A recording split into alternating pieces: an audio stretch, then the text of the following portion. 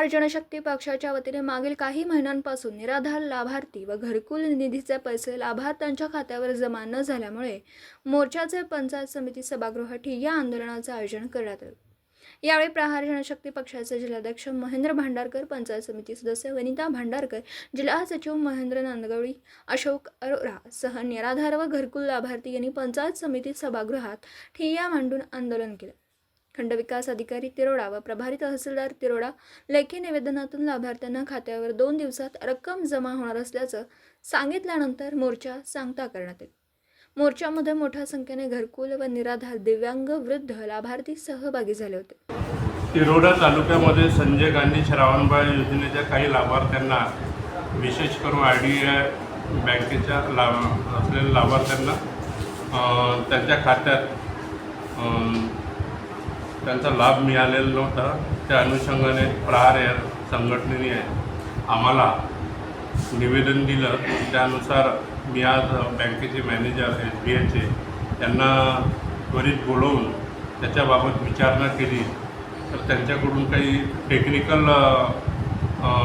Problem आल्याचं त्यांनी सांगितलं, परंतु चर्चेअंती लगेच आजच्या आज ते पैसे त्यांच्या खात्यात मी वैधी करतो असं मला त्यांनी आश्वासन दिलं। तरी ते लवकरात लवकर ते पैसे सर्व लाभार्थ्यांच्या खात्यात जातील। मी महेंद्र महादेव भांडारकर, प्रहार जिल्हा अध्यक्ष गोंदिया।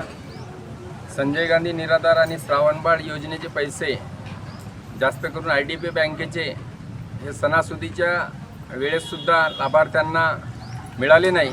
त्या अनुषंगाने, त्यांच्या तक्रारीच्या अनुषंगाने मुख्यमंत्री ते जिल्हाधिकारी आणि तहसील ऑफिस आणि बँक यांना पाठपुरावा करून यंत्रणा मोठ्या प्रमाणावर हल्ली आणि त्यानंतर IDBI बँक आणि स्टेट बँक आणि तहसीलदार यांच्यामध्ये संयुक्त बैठक घेऊन त्यांनी आज आश्वासन दिले आहे त्यांना की बाबा आजच्या तातडीनं पैसे, काहीतरी टेक्निकल इश्यू सांगण्यात आलं होतं, परंतु आजच्या आज मी सगळ्या IDBI बँक आणि ज्यांचे प्रलंबित पैसे आहेत अशा सर्व लाभार्थ्यांचे पैसे आपण आज किंवा उद्या या 2 दिवसात आपण पैसे टाकू असं आश्वासन आजच्या घडीला आम्हाला दिले। त्या अनुषंगाने हा आंदोलन याच ठिकाणी समाप्त करून जर हे पैसे येत्या 1 ते 2 दिवसामध्ये जर लाभार्थ्यांच्या खात्यात गेले नाही तर याच्यापेक्षा उग्र आंदोलन आम्ही जिल्हाधिकारी कार्यालयावर करणार।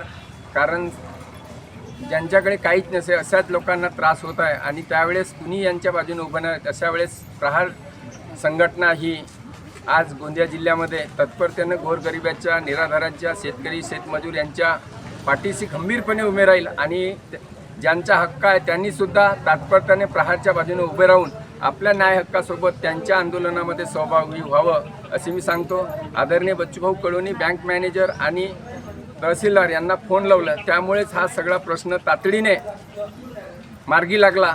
कारण सांगतो मी या 2 दिवसाच्या अगोदर आदरणीय बच्चूभाऊ कडू यांची भेट घेतली या विषयावर आणि MRGच्या विषयावर, त्यामुळे हा मार्ग लागला आणि आज हा आंदोलन इथंच आपण समाप्त करत आहोत असे मी आज घोषित करतो। दिवसभरातील घडामोडींचा आढावा घेण्यासाठी पाहत रहा N24 मराठी न्यूज चॅनल।